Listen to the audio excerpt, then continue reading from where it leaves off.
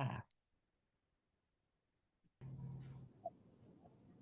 Yeah, there we are. Okay. okay, now we're going. So, we're talking about recent trends in architecture, social perspective. We're going to start um, kind of where we left off with brutalism and, international style modernism. What followed with that was like the business building format, was these kind of hard edge modernist styles. Well, the postmodern is kind of an ahistorical bent, has an ahistorical bent. So it kind of plays with themes of the past, the present, the future, something like maybe not quite as nice, but like a Neo Rausch painting.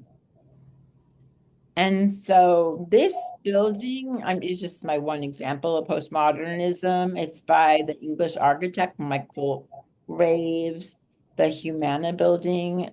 You see a lot of postmodern architecture, especially in Orange County, California. But there's an intriguing mix of references here.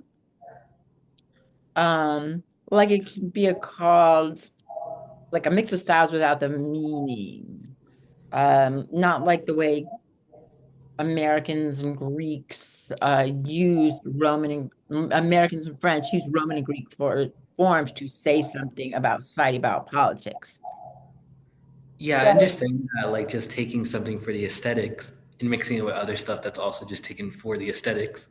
that is a postmodern thing to do, just like mixing that. So like Graves is a little more artfully and some are less artful, just like some international style buildings, modernism are great and some are less good. Like all architecture, um, like periods have their good stellar ones and their bad. But this one is kind of like he changes the facing, like the facing material that you put on. Um, the structure for outside facing. So the color changes, the texture changes at different intervals. That's kind of, he wants to avoid the austere simplicity and the purity of modernism.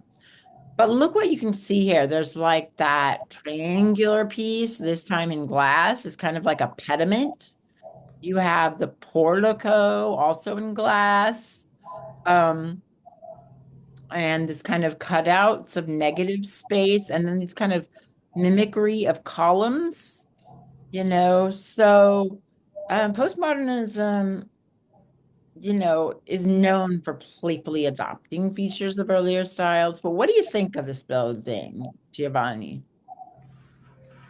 It definitely feels like a weird mix of stuff that I've seen before, Mhm. but I Like, can't. in that building somewhere. There's like a bunch of these buildings Yeah, somewhere. no, when you like first put the image up, I was like, this looks like something you would find in like middle America or something Mhm. around there. I can definitely see like specific elements that I can like kind of pick out and other stuff, but I can't like name it. It's just like I don't know, it's just very odd.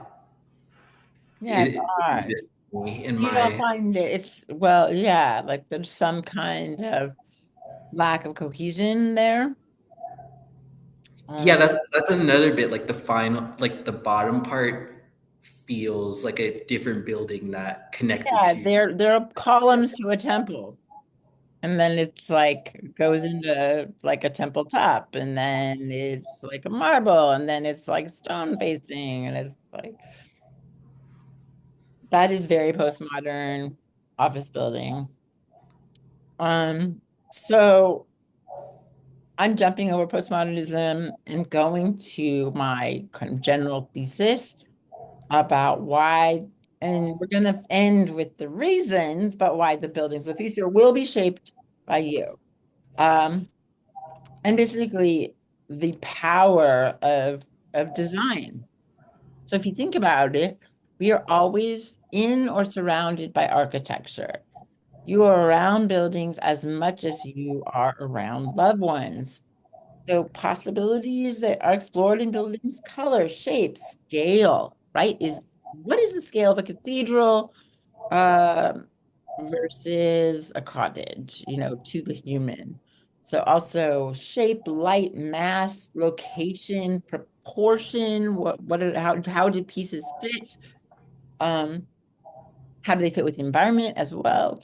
History, material, how it fits or deviates tradition in a good or bad way. They all make us feel something we may not be aware of. So, of course, there's the Eiffel Tower. So, like, take note, you know. Um, but also there's the place in the strip mall where maybe you go get your coffee or read, an area or a store where you sit and read, play. So think of the emotional power of architecture. It can make you feel safe and protected. And architects today have more tools and technology to unlock those emotions, even when we're unaware of. So think of your childhood home or apartment, the hallways, the rooms. You remember those for a reason. And like imagine yourself at like 14 in your house walking from a shower room to your bedroom. And you might not even like to walk from your room to the bathroom in your towel because maybe you cross a bunch of open doors. Or maybe it's one like this with a TV and people below, really don't have, your parents think it's cool, but you don't have the privacy. But maybe others thought that was cool, but you absolutely hated it. Maybe you In hate, my childhood home, like my room was like kind of nest. You would walk in through the entrance as the living room, and then you could see like the dining room, and then you just kind of walk a little bit to all the other rooms. oh, it's like a And then, railroad apartment. yeah, my room was kind of nestled a bit out, not quite next to all the others. Yeah, And but then, you and probably then the have bathrooms were feelings like, about that, feelings about that space. Because you could like say you lived here and you hated the balcony and the room in that house or the apartment because maybe it's cramped or maybe you actually love your window. But maybe you have good feelings. Like you're kind of recalling the way everything is made. And that's architecture. My point is it's about the visceral reaction that architecture brings forth. And so, you know, we think of the effect on our psychology, think of a prison versus a church, and so 90% of our lives are spent inside, and that means architecture is shaping us in ways that we may not even be aware of. So architects are very aware about emotional responses. It's not about zoning or math. It's not about plans. It's really about emotional response, to get you there, to the places we occupy. And that means architecture is shaping us in ways that we don't realize. We don't even realize. That makes us a little bit gullible and very, very predictable. Because architects more or less know how people feel about certain designs. They use symbols as shortcuts to emotion.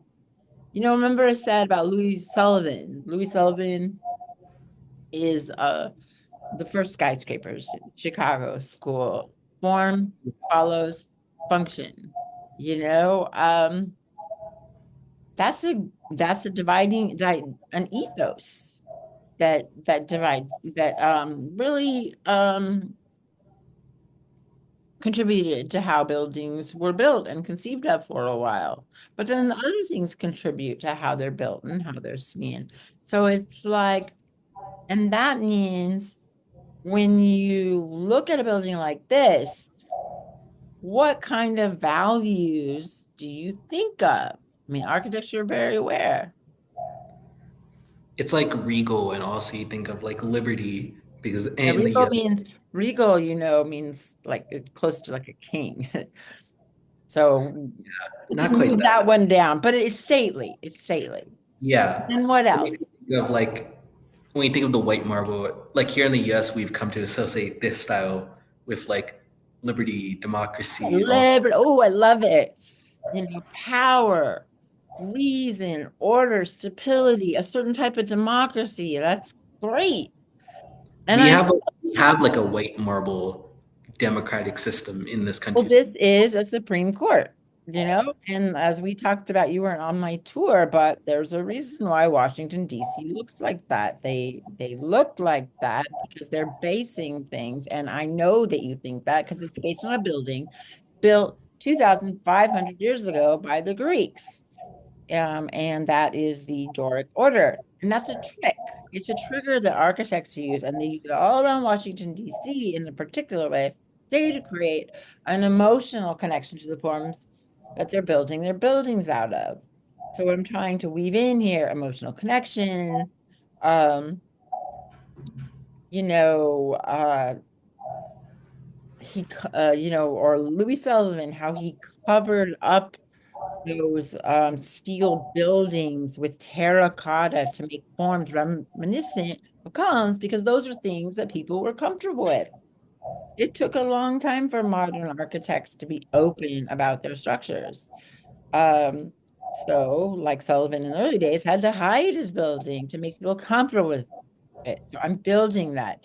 And here we have seen this, just the postmodern building. He's throwing in modified pediment, column, portico, in the postmodern building.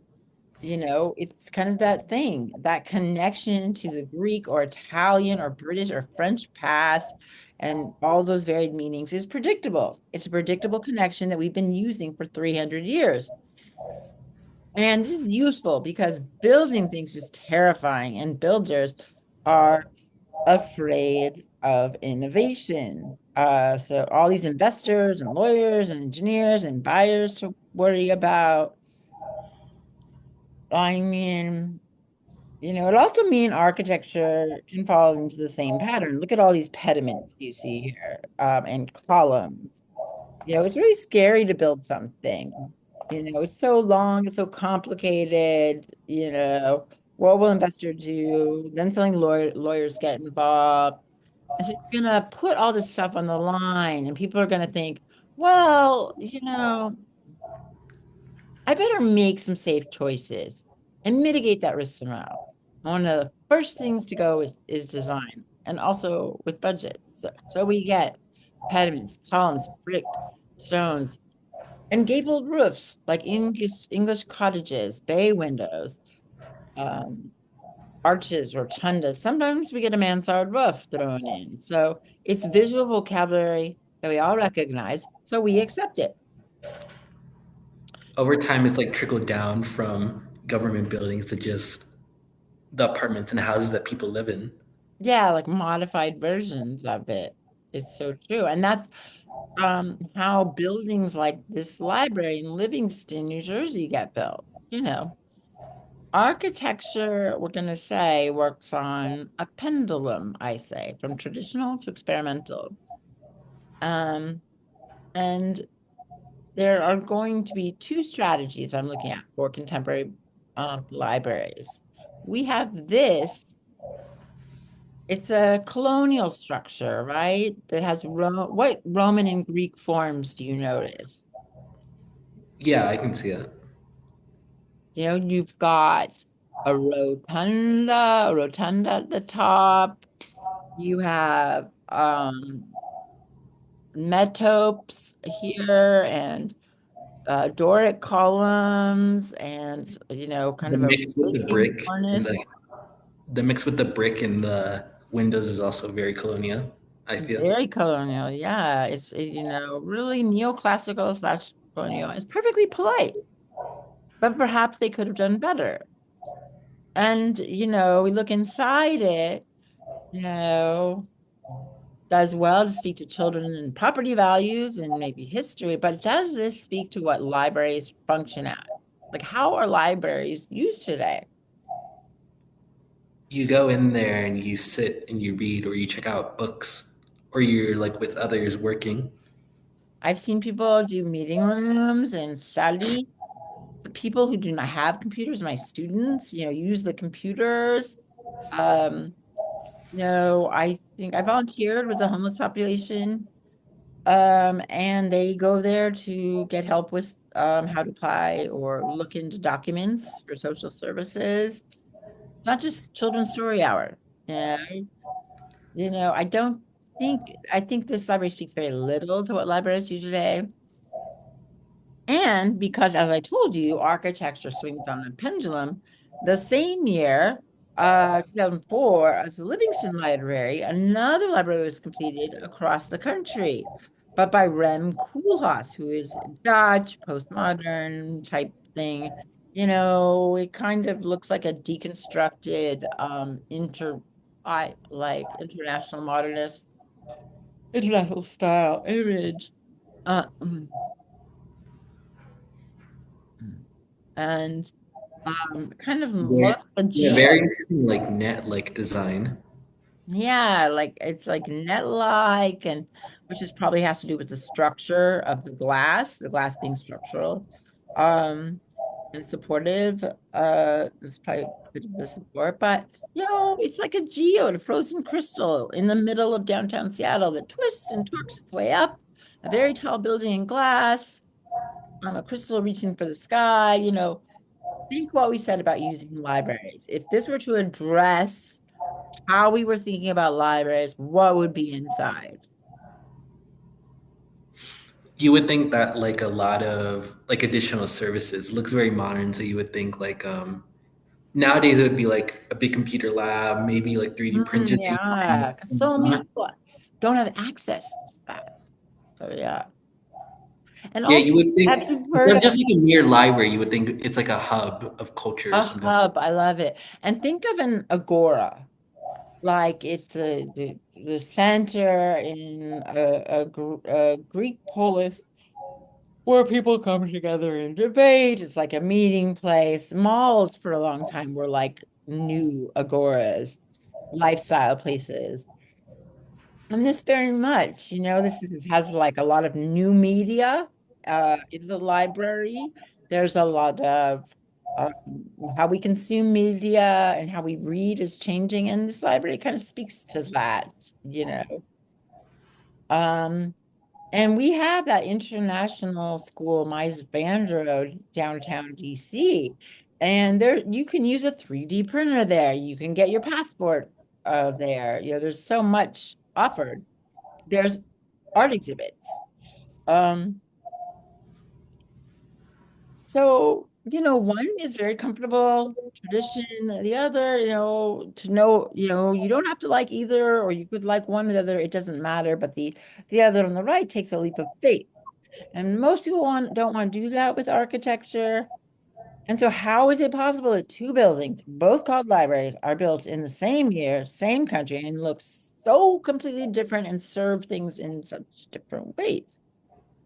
And it's back to that pendulum between traditional and experimental. So, one side, we're looking for new technologies, new visual languages, new materials, new forms, new solutions for the way we live today. The Seattle Library kind of is a little bit of a representative, but some buildings push and they alienate the public, and then the architects get very depressed. They wear all black, they're dead inside because they have no choice but to swing back. And so they swing back to their side. And on the other side, they re-engage with those old visual vocabulary, those symbols that the public knows even if they can't name. And the public becomes happy with them again, but the architects feel like sellouts. So the pendulum swings back. It's just like back and forth, back and forth. It's just a constant cycle. Yeah. So the story of architecture is a constant swing for the past 300 years, certainly for the past 40 years. And the 60s architects were caught up in brutalist intellectual architecture, also some postmodern architecture derives from anthropology. Their work is based on Russian constructivism, Cubism, ideology, Russian constructivist buildings, that is. Um, Tiny, tiny windows, really dense, really heavy buildings, like interesting kind of geometric forms, and cantilevers. Tough stuff. Brutalism is very interesting because it's essentially all these Western governments saying instead of communism, you can have this. Yeah, And and then because, communist stuff looks because like especially like in the United Kingdom and Western Europe, the 50s and 60s were times of like, well, maybe not in the US, but in the United Kingdom specifically, I know it was a period of social democracy, basically trying to give concessions to people so that they wouldn't become more radical and left wing and lean towards the Soviet Union. And that's why you see many like public housing projects being brutalist in design. doesn't totally make sense to me. I'll have to read up on that, but I can see it having some social fit. Certainly, Yeah, no, the yeah, it's like public I don't felt know exactly how to explain it, but yeah, the 60s very much were a period of, like well, I mentioned, a lot of concession. give back and forth there, but like, the public, I like these buildings, but the public felt like they're bad ones in the lot too, but some of them, like the FBI building, is No, amazing. I actually really do like So, brutalism. I think so it's really yeah, the public in general, I think you kind of have to have some distance to like it because there are a lot of like campuses, like UC Irvine, that's all brutalist, and it can be heavy. Um, and the public felt it went too far. It lost faith in buildings. So the architects then start taking forms that they know and love and reintroduce them to new buildings that are fit for the late 20th century and the 2000s. And that is postmodernism, more into the material wealth. We're like deconstructing the idea there is no author, there is no artist, and all that's involved in that. So, going back to the other direction, you get crowd favorites, but kind of thrown around, symbols that relate to from history, but maybe not consciously remembered, the early skyscrapers that had to like be covered up and turned into columns to make people comfortable. Um, so, what you get is a pediment here, a column here, an arch, a bay window, a Renaissance roof line with an oculus and arches, huge, crazy, overblown arches, maybe attached to some mishmash of geometric shaped glass and marble facing attachment. We got big, we got bold, we got colorful. Dwarves, become um columns. We're all hanging out in the malls and moving to the suburbs. So out there, we create our own architectural fantasies, cheap and easy symbols. You really start getting that with houses and apartments. You get like suburban versions of Cape Cod, and Tuscany and the Mediterranean France in Ohio, or Potomac, Maryland. So that's the thing without postmodernism and whatever today will be called. Easy use of symbols that don't always belong together. And remember, I was saying about beginning, one thing you want to look for in a lot of things is, especially architecture, is integrity of style. So like a term I often hear, like along with symbol, is like a signifier. I feel like a lot of these, like we specific details. we've talked about signifier in indexicality is signifier and signified, but I wouldn't call I really don't. I think that's overused with postmodern French theory and language theory. I don't think it really applies. Maybe you could say this is a signifier of wealth or something, but or a symbol, you know. But there's no need ultimately to be authentic to a style because in the academic land of postmodernism, and architects all want to be clued in, they've determined there's no authenticity. So you mix and match symbols, they're easy.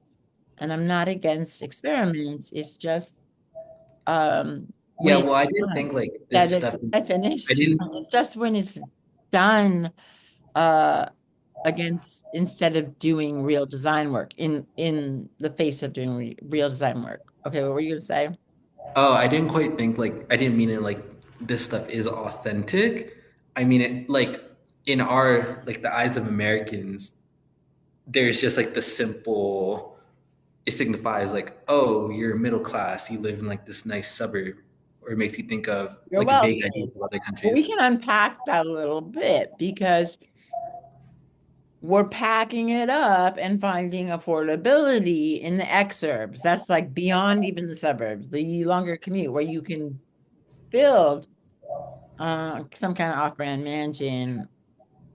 Um, but people are usually not aware of what goes into it and what it's made out of and all these other factors. It just looks so shiny and new.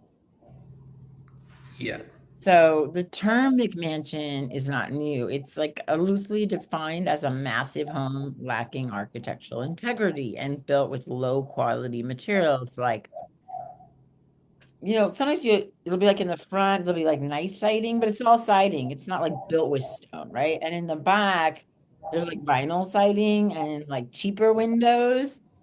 It's not kind of in sync. Um, and its popularity is associated with just abject materialism, but that's not always true. It's usually too big for the space, kind of out of proportion, um, with the lot. And it's really dominated suburban and exurban residential landscapes for about 40, years without any noticeable change in aesthetics. So many people will know a McMansion when they see one. It follows a formula. Large, like not environmentally great. If you've got these heavy, they usually have these empty great rooms that you walk into that are like hard to organize because it's like, oh, I have a open concept kitchen and a big great room that's like, okay, there's the Yeah, my mother, she worked as a housekeeper for in a neighborhood filled with these houses, and she worked in one of these houses. And like you would walk in, there's like this tiny little hallway, and you go into the kitchen. It was like a normal kitchen slash dining room, but then you would walk on, and it was like this massive room. And you could kind of tell that they had no idea like what to do with it. yeah, it's like it's hard to do, or they'll be like, okay, the workspace over here and the TV over there and the dining table over here. And it's like, what happened to formal divisions? It's nice to share and while you're cooking, but at some point there has to be some kind of structural division. I've known people, very nice homes, like tear apart like rooms just to have a huge, great space. That I'm like, what's gonna happen when you realize it doesn't, it might not function the way you wish that it did, or anyway.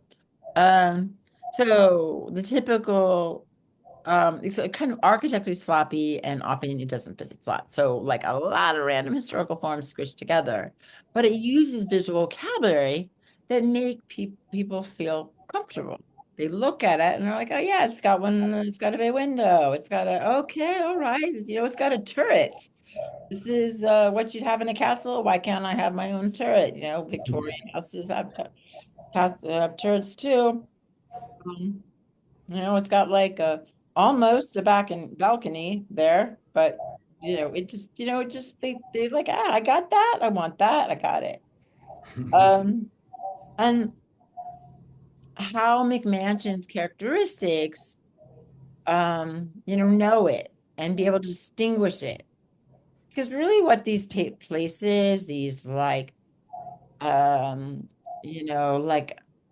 Mediterranean villas in Potomac or the English gabled house in some expert way outside of Cheverly, Maryland, or what other place would I think? Centerville, Virginia. Um they're they're really not places.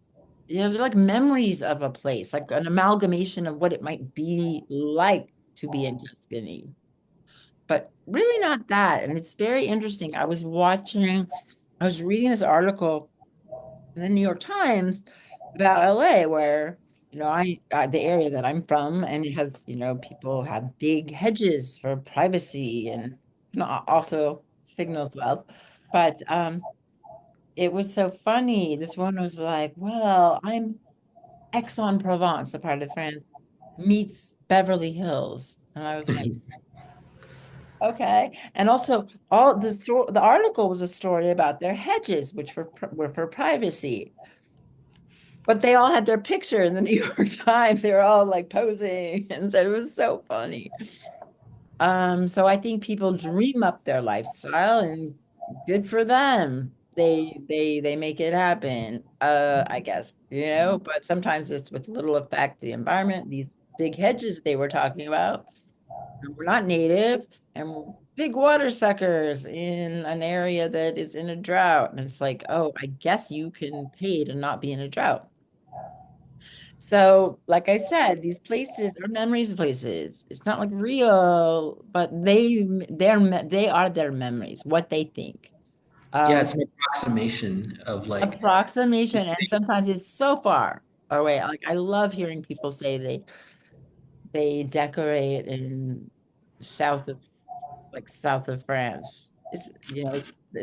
I family has a house in France, and it's a lot kind of a little more cruder, rougher there than with these polished versions, the Disney versions that come out uh yeah. in people's ideals. They can make it perfect for their sensibilities. So architectural kind of so these are the things you should look for in a McMansion. Ornamentation is applied with little consideration for historical precedents, like a craftsman uh columns on a house that's mostly French eclectic, they're often used with EEIFs. They're like injected plastic type of material, out of scale, not really in proportion, unexplainably huge entryways. Like sometimes they'll be like 2 stories tall. So, here are some imitation wood, hardy wood, imitation veneers, which means it's not structurally made. This is most likely not brick. It's probably structurally a veneer. Um, uh, Veneers of stone. I love it. I finally saw, I haven't been close to these houses, just kind of I think once I went in one, but I was before I taught this class. I saw these veneers. When I went surfing in Virginia Beach, I was like, gotta get a picture for my class, gotta get a picture. And it's like, this is hardy shingle, these are all plastic. This is hardy stone, um, hardy brick with all this kind of Roman accoutrements, even replete with a voussoir, which doesn't make sense because a voussoir is used to hold in an arch. There's no point being there. And more hardy shingles at your service. So, we're looking at what are all the things we can see here. These funny voussoirs, a really spindly enormous columns and quasi, English tourists, and then Roman rusticated sides. This, it's like anachronistic. It's like Italianate. It's like colonial, neoclassical. Too big Yes, it's a for the very lot. Like way too big for that. Like this is what proportion is this? And how does this window is compared to this door, what's the proportion here? And I just have more questions than I have answers because there are a lot of styles people are comfortable with McMansions, craftsman, the stick style, which is Victorian. Sometimes you get mansard roofs. There's a really great one in Potomac that's got all these huge mansard roofs and like a 3-story entrance away. Like the door is literally like a couple stories. Um, but if I'm seeing like I'm giving you tons of like harsh opinions here, I guess not really what I want you to take from this. Well, if you like this, that's fine, you know. So take these comments as a grain of salt, but don't throw the observations out. You can take the opinions, but not the observations. Like you can't juristicate taste. I can't jury your taste, But what I want you to know, and most importantly, are the choices that are being made on us by architects, um, and how they work on our psychology. Like, no matter what your opinion is, um, you you want to know what's at play there, because we are all seen as gullible. And so that's the same way with art history. You want to know, like, know what an artist did with the painting. Should you justify whether you think those choices were good? You have that power. So the interesting thing about discourse, let's talk about discourse. It's not robotic, it's the exchange, the parlance of the time. Um, to quote Victor Bosky, it's not even about being an individual. So what is discourse? It's the way society regulates things that we see and know. It's also can be visual. So all societies have things that are sacred and profane. But those things we look at here or see, we can go, okay, that makes sense. Certainly it didn't with brutalism for a lot of people, but turrets make sense. Okay, brick makes sense. So blondes are bimbos makes sense.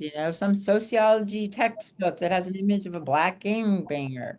Oh, okay, that makes sense. Asians are quiet. Okay, that makes sense. Well, it's these little microaggressions.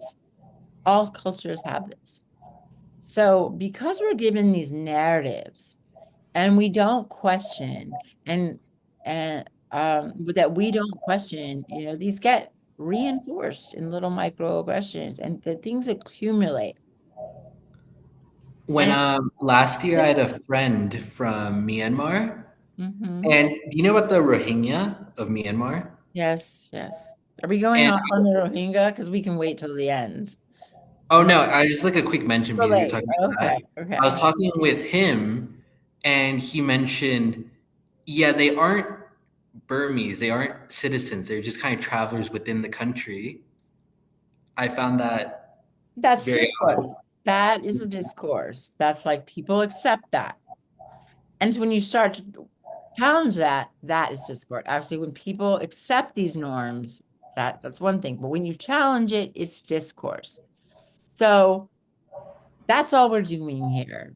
There's a acceptance of visual forms in our culture, and I'm trying to start a discourse, because we've been giving these narratives that we don't question and get these micro inventions. All cultures have this, and things accumulate in culture, even visual, such as the visual vocabulary of architecture. So, we're going to look at these thorns that may randomly be put together that we come to accept and question how they come to be. And I want to interrogate that because there was a time, there's a shutting down of dialogue and discourse now in schools, in general in society. And now, there was a time when the comedians like Richard Pryor or uh, now he's had to change his whole act, Eddie Murphy, would come to colleges. You get the team ones now, but they don't come anymore because any word can be questioned, you know, and there's a shutting down of questioning. Any word can be offended, not someone can be offended by any word. And I think that's really bad for academia. It's bad for discourse. And I think one day, I hope there'll be a generation. I mean, I experienced it. And I think there will be a generation that um, doesn't want this type of orthodoxy. Um, and things will open up again. But, you know, right now we're having a discourse. I'm having a discourse with you about, why instead are we making places and instead making memories of places by using this vocabulary that doesn't quite fit. Why are we?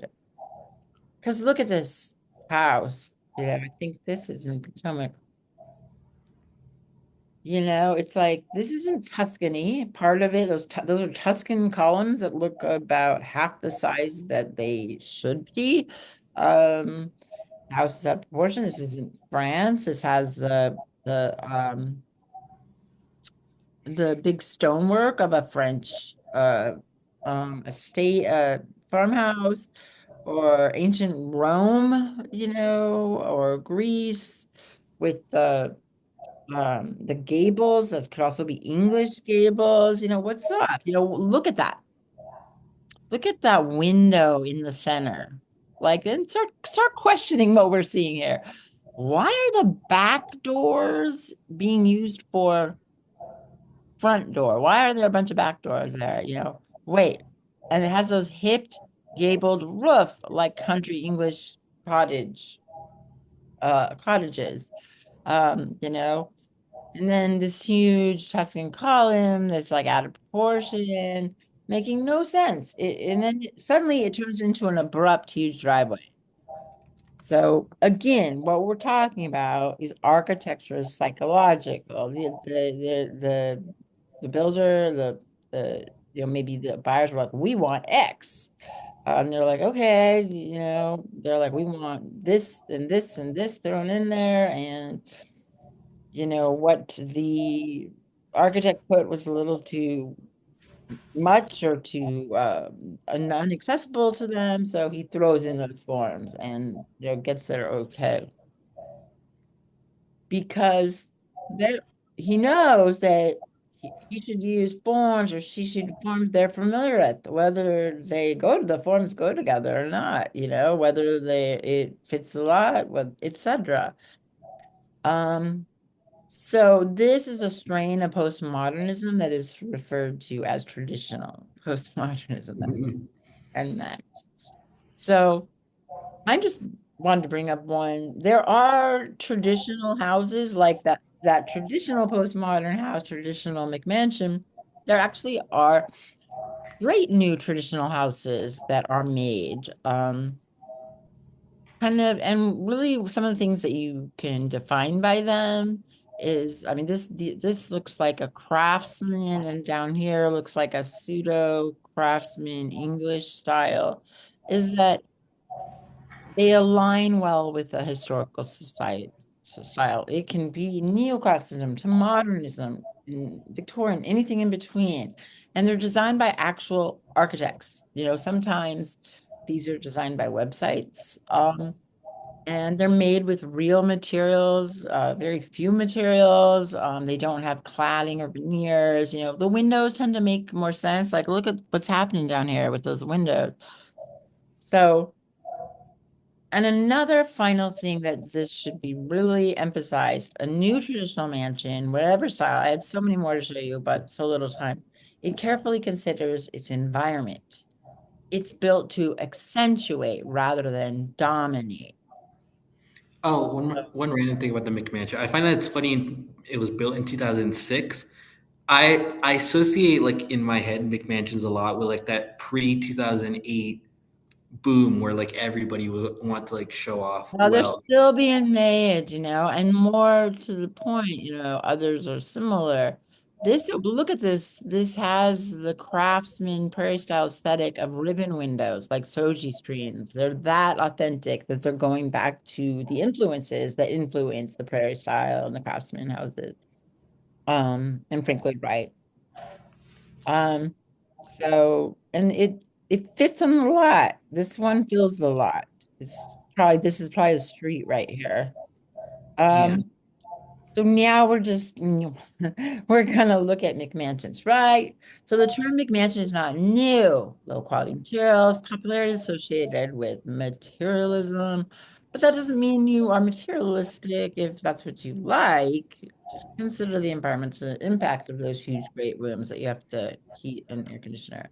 But the younger sibling of the kind of what is considered gaudy McMansion is actually growing up and creating quite a name for itself.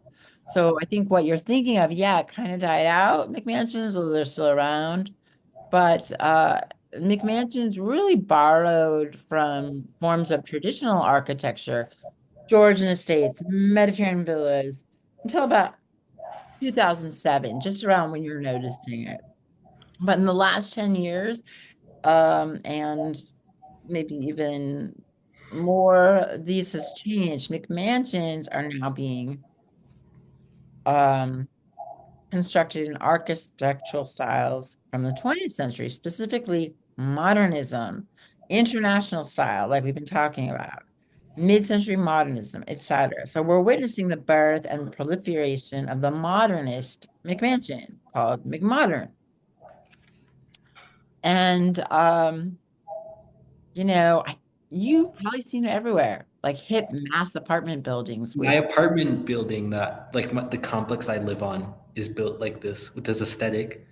And yes. then and then my brother, he lived in like this big square apartment building over by Montgomery Mall. Uh-huh. And when I saw this, my mind just instantly went to that as Went to well. that.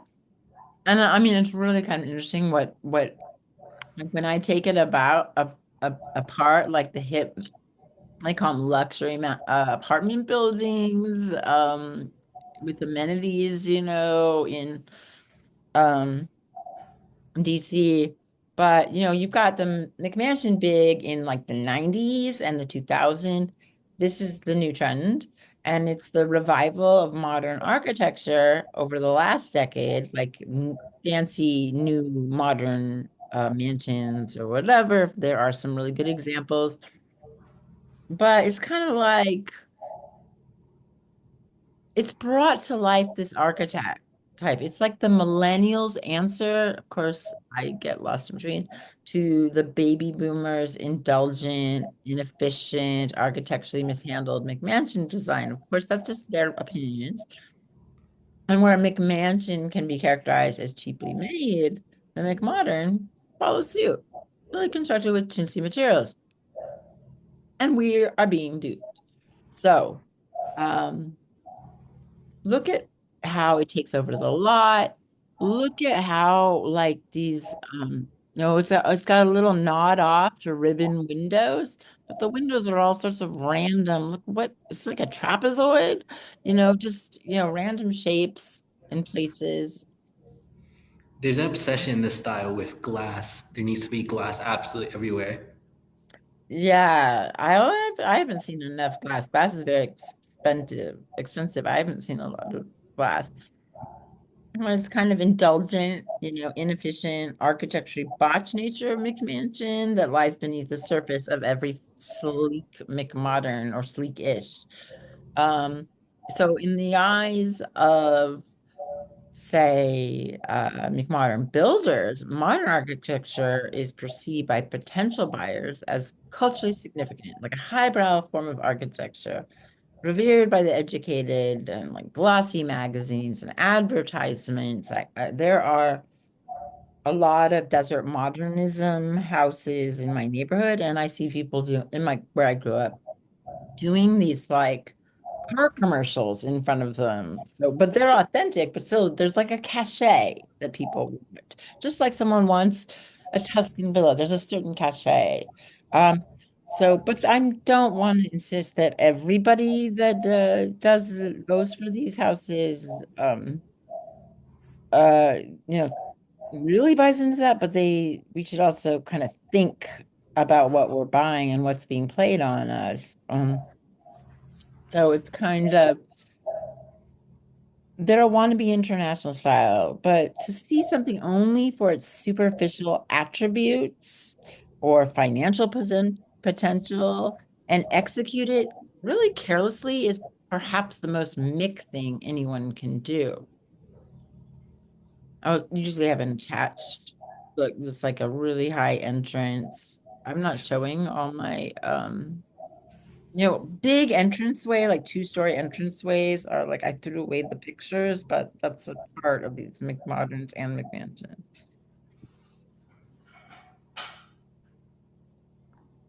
So they say, despite the Mcmodern streamlined interior, they're kind of popping up, it's really in part about millennials yearning for minimalism.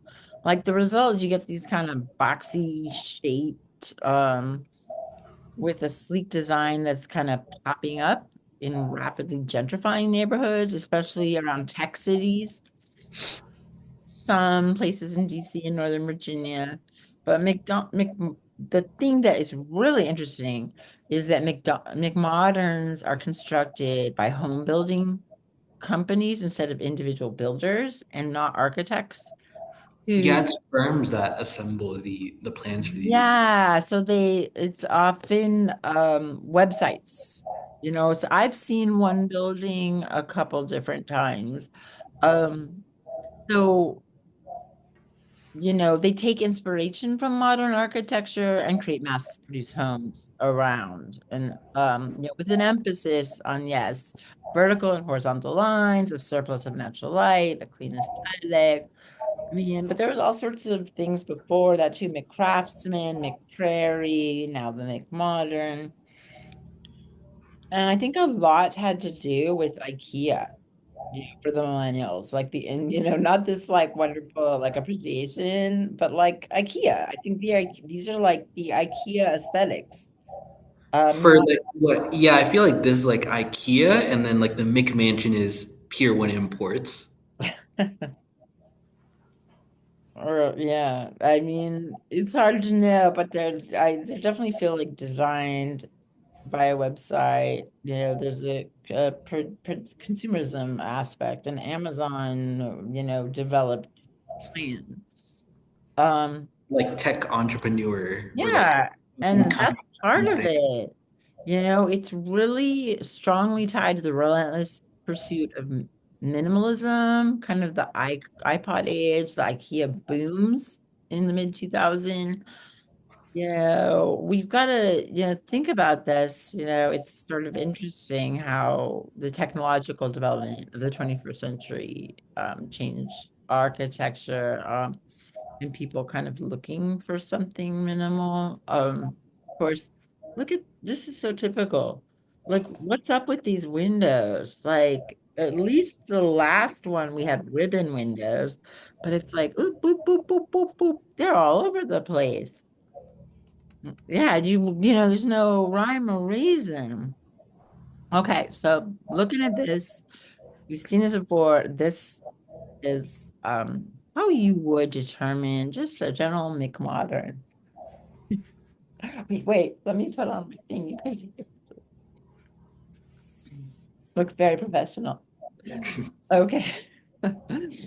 So they've taken too much of their look, right, from the McMansion, a combination of styles like slapdash. Like you can see here, it's kind of like a little, just kind of a butterfly roof, like Le Corbusier at that pilgrimage church. Gives it some architectural significance. Single family detached home, inexpensive materials like vinyl on the back, stucco board, all those veneers, instead of traditional international style materials, which would be stucco or reinforced concrete, steel and glass that are elegantly proportioned together. Kind of like music, that are like sync. Um, but instead we get this contrasting cladding, materials and like random colors here you've got. Um, I do like that they threw in a ribbon window for, historical significance. So sometimes you get M shapes, you've got these cantilevers, that's also international style. Up in an attached garage or some kind of unusually large or two-story entranceway. Um, Sometimes non-modern details are added, like a Tuscan column or a window with stylized mountains. So they contrast all these cladding. Um, differing materials, windows, which I just can't get over how erratically sized and placed in artistic configuration without consideration for overall composition. So again, disproportion to the lot. And they're rarely designed by AIA licensed architects. They're more often by building companies or literally house plan rep websites. And I am pretty sure this is a house plan website because I've also seen in Salt Lake City that looks nothing like Utah. So, but look, it's got a butterfly roof, How bad could it be? It's modern, but it takes over that lot. And that brings me to what we mostly see being city dwellers are the Mcmodern buildings. If you live in one, that's okay. There, everybody, almost everybody now does. It's just, I was driving in a part of Denver, and my sister pointed out the apartment building she lived before this one, and she said, and I just saw that, and it's like that's exactly what the building looks like. yeah, A sometimes lot they repeat over the country because they're a using those. lot of new apartment buildings look like this. That's what Like, these oh are. yeah, like that one that This opened is my up. point. These are new. This is a new thing in Yeah, design. like that next in the town in Rockville Town Center, and right next like the Regal and the Giuseppe's. That building looks like this. There's a lot in Northern Virginia and Rockville and parts of DC. But the point is, it's okay if you live in one, but there's something interesting about these. They kind of run to a format. All their rooms are the same because um, you know, It's quite funny. It's like experimentalism being defanged into something that's defang is a great word. It's kind of like, why do these look the same? And I'm going to get into why they look the same.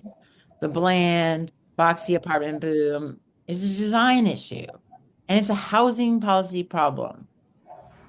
Some suggestions, I mean, this seemed inspired by the uniformity of design in computer programs and games, like SimCityism, SketchUp Contemporary, Minds Craftsman, or Revit. Sure, some took pot shots. That's the way the buildings look, valued. Um, it's kind of like how it's made, engineered to maximize profit, like fast casual architecture. At the end of the day, you kind of line up multifamily apartments from Boston. This architecture critic I was reading last night said, um, and I added San Francisco, Miami, and Rockville, and Arlington, and Silver Spring, but he says that have been built in the last decade, you're going to see a very strong pattern. Good architecture should always respond to local context. In the case of these buildings, the local economic context just happens to be the same in about every major city in the US. And yeah, it's like any other business. If you're selling autos or selling widgets, there are certain costs and certain profit you need to make to do business in the future. So construction costs have escalated over the last few years. And people, especially in the pandemic, and if they're going to stay profiting, they're going to keep on profiting. That it was not politics that make the housing prices go up. It's like someone's like, well, I can make a buck doing charging this. I'm going to. So one of the things, though, when you're trying to make affordable housing is that you do things like formulaic floor plans. They're cost effective. Um, you know, while good design is considered an affordable luxury, so design goes because design concentrated like so much is just left for the 1%. But that's how I'm telling you, we're starting to accept things. We get used to seeing things with mismatched windows and out of proportion elements and different cladding and like silly things to make them seem, daring, random cheap materials. We just accept them. They become the discourse, not our questioning. So they're what is accepted, and many of the renters, living in those buildings don't even know that they're terrible. Most people aren't like us, like trying to like really take things apart and Yeah, learn. to them, it's just a place to live. It's like, Yeah, I oh, mean, look, it's like, oh, it's shiny and it or looks. maybe this is what I can afford. I bought this and this is all I can afford, or this is what I rent. And I'm happy I could afford it. It's got these amenities. But really, as far as, one builder said, as far as cost constraints go, he wrote, um, talk to someone in Florence, Italy, where they have numerous constraints on development. Nothing is an excuse for bad design. So I think we can be more open-minded to the practicality as well as design here. So we need affordable housing that we can buy, but doesn't have to look like it came from Amazon. Cheap windows, mashing, weird angles for supposed interest. Why can't we do better? And so after I read what he said in an interview, this builder, I looked up like quasi affordable housing in Italy, in Florence, outside Florence, and I found this image of this place, different sides. I think this and I thought, wow, this is true to international school. You've got the horizontal axis, the cantilever forms, the concrete. Um, it's soft concrete. It's kind of a soft off-white. Um, and I It's love like green it. color. And there's all these little terraces that people can live on. It's human scale. It's not so many, one big block. There's just, and I like how the elegant ways that shapes inform each other. It's still super modern. It is more modern in kind of far reaching, even though it also could reach back to the 1920s of the Austrian school in Bauhaus. So, When you like pull up this image, I thought about images I've seen of like the white city of Tel Aviv, and that came about from Bauhaus and Austrian school. yeah, I mean, that's a true, these are people that um so I'm looking at this, and this looks like a model, and this looks like one side, but this is a model for what will be developed. So it's still fresh, and it's staying true to the style of modernism, which we all know in painting kind of ends after minimalism. Um, so then I have to tell you, at some point, the um the the pendulum stopped swinging. And the thing that did it was this postmodern museum by Frank Gehry, the Guggenheim in Bilbao. Kind of, it was beautiful organic shapes. It reflected the water. It conjured the sea. Because look at it, it's kind of like scales on it. So it's a seafaring town, and he's in relationship with the town as he's building it. And they shimmer and they reflect the water. So again, it's the first time the pendulum doesn't matter.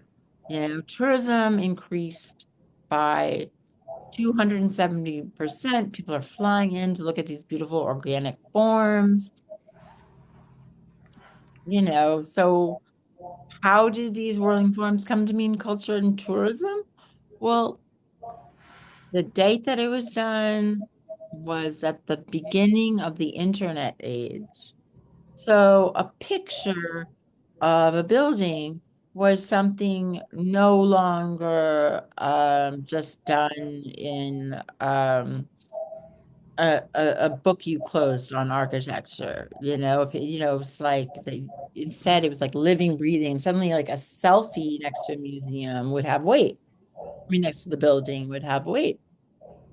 So it was the dawn of social media eventually affecting music, architecture. And there were buildings like a really modernist kind of wooden building at Fisher's Island. Anyway, this kind of infamous island. off New York for their community center. And it was all, very new, but the way that new design and, beautiful organic shape, but what the architects did is they posted on social media every step of the design process. So residents could follow it and be a part of it. And so that's kind of why I'm saying the social media revolution is really changing how it, kind of daring architecture. It's allowed to just be and exist if they include the public. Um, and it's like, a lot of things like art, it takes a little bit of help and outreach, because so many times with architecture and art, there's a wall when there should be a door. And that's kind of what I try to do. And so when I'm saying, buildings of the future will be built by you, that, I don't think it's different now. I think it's not going to go back and forth. I think what social media created is this opportunity for multiple experiences to be going on at the same time. The norm is experimentation now, in terms of like high architecture, like here's this like really cool curved concrete library in British Columbia. And these are images posted on the internet as it was being conceived and built, like part of the mock-up. And also the same thing happened for Ai Weiwei's stadium for the Beijing Olympics. There was like, back and forth with the public. I would tell you like a little story that's kind of happened recently to me that is relationship with public design. And one is we have to demand more, or try to stay engaged about design. This is McMillan Park. It was an Olmsted design park. And those of you that did the 19th century, Olmsted name. It's the first integrated park in DC. It had this like walk around it. It covered an amazing cistern. The only other one like it, which is a sand filtration plant, only other like it is in Istanbul. And it was repurposed. So this was cordoned off to the public. They had this amazing statue for 50 years. And it's right by where I live. And the green space is really needed in an area because there's a high child asthma rate.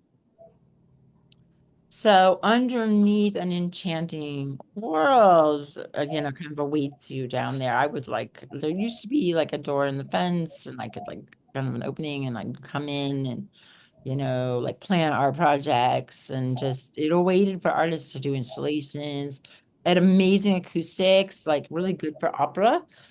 It's hard for me to find images. So the ones you see are ones right here that I've taken. I was down there with a preservationist group and trying to think of we were down there thinking of how can we make it a mixed use and honor the historical past from the Olmsted Walk above to the catacombs. And one of them was a singer and they started singing and their acoustics down there. I mean, it just should be taken advantage of. So I'll see if I can get them to play. You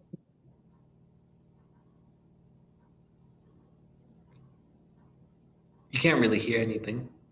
Really? Yeah, you can't hear Okay, it it. was kind of like Gregorian chants, just floating and reverberating. I'm glad you told me. Well, I wonder, I'll try.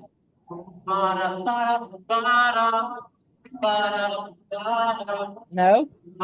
Yeah, you can hear it, but not like how like the It echoes and started stuff. with like chant. Yeah, it's like echoey. Sorry. Okay, I'll remember that. But they're like maybe doing a cappella. But it was just amazing to be in there and hear the sound kind of reverberate and just the beauty of it. And then it's like kind of it's like a cool feeling down there. Anyway, I was like, a lot of people have been trying to preserve it. They staved off for, 30 years the development concepts, ideas until Mayor Browser, really was determined to build this up. And so we thought, okay, well, let's do some research and look at possibilities of things to do that engages and reuses the old architecture, but still could present like a multi-use space where you could have a grocery store, things like that. So I looked at the cistern in Istanbul, and what they did, because this concrete, the Greek and Roman forms, Roman concrete wasn't reinforced. So I noticed that they had reinforced it by having the steel bars. And I'm like, we can do that. We can make it work. The neighbors wanted a grocery store, so like one section could be a grocery store. And then I also proposed looking like it's only 4 blocks, 5 blocks walk to the Holdens, but I propose like looking at the revitalization of the High Line in New York, which is like rehabilitated, an old elevated, like above ground loading track, like railroad track. They would bring in from the ships, load containers onto the tracks and bring them into Chelsea, which was kind of a big manufacturing area, a long time ago. Now it's Shishi Arts District. So they redid it. There's all sorts of interesting planting. There's like food. You walk through a lot of the cities, you walk through buildings. And I said what I liked about it was how it was done with a lot of community input. But these were just our suggestions, and the mayor was getting money in endorsements, um, secondhand through different people, but basically from developers. Ah, So she was really pushing hard, and I felt like it was a bit of a missed opportunity to make a place that would be a destination and like take this amazing thing and make it something really good for DC. Instead, this is what they did to the catacombs now. I just felt like, why did they even leave the unremarkable parts of the catacombs, the stubble? Like, why did they leave that like there? an unfortunate end for it. It's such an important. And then I was walking, so that's like half of it is this part, not half. Let's just be real. 1/5 or 1/6 of it is a park. And then I was walking, looking at um what they're building. Like a sign came up when I was walking by the other day. This is what's going up. Oh my God. Plus, it's like a tiny little park that they're gonna make a big deal of. When you look up Mcmillan, it'll be like images of this park, not this, because uh, they want to make themselves look like they did a good job, but the park is really tiny. Um, I don't even know what to think of those. Like, look at those skinny, cheap windows. Like, what am I supposed to think about that? There's like, really, guys, pay attention to windows. A good window that doesn't have those taped in cross things, those fake pans, glass is expensive. Look out for quality. It's hard, but we deserve it. The Italians don't just deserve good quality, affordable housing. We all do. So some people thought their property values could go up or, didn't want to keep having to walk 3 extra blocks for groceries, like literally. What they didn't understand is that looking like Rockville or Arlington or whatever excerpts, I mean, you go further out and they're also like this. Um, wouldn't really be the property value draw that a historical repurpose like the High Line of Istanbul vision could be. So, we all should kind of be onto this early and look at materials, you know, look at the choices architects make, thinking we're willing to eat it up. And so just a palate cleanser. There's many I could have done here, but I picked this uh Beaux-Arts building, the Paris Opera House, because I remember several like liked this building, and it's very Beaux-Arts. You've got I think we call it American Renaissance in America, and France is Beaux-Arts. But remember, this is like very decorative, but also has these neoclassical elements, and even down to these like pagan gods in gold on the roof, and then you've got all these wonderful Corinthian columns and arches. It's late neoclassical, but because it's employing different things as well and more decorative, it's called Beaux-Arts in France. And then here is a truly international style. It's a Philip Johnson home that is all glass except for the roof. I wonder how they cleaned it, but it's so inside outside. The way these are desert modernism, Richard Neutra. I mean, it's part of the international school, but they also have this inside outside flow, this kind of livable modernism, and both of these are very true to their style. So, any thoughts on these kind of trends? Yeah, there's like the type of architecture that I really like, along with like brutalism. Do you like Googie? But yeah, when I see this, I am reminded of like a modern take on Georgia O'Keeffe's house in, I think it's New Mexico. It was Arizona or New Mexico. It's New Mexico. It's outside Taos. I've been there. It's really awesome.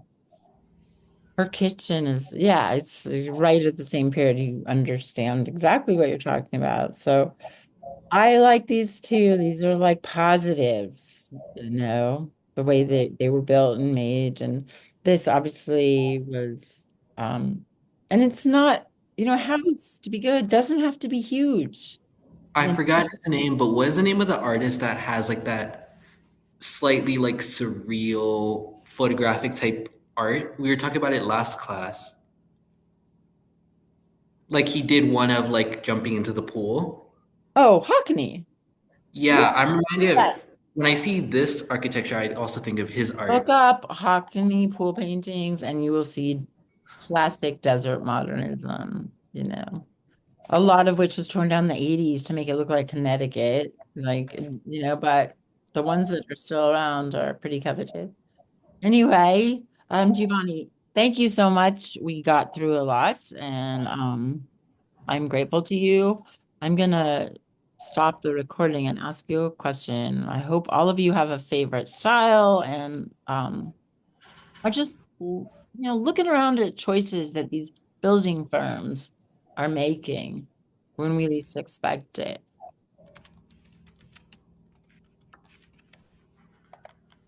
I'm glad that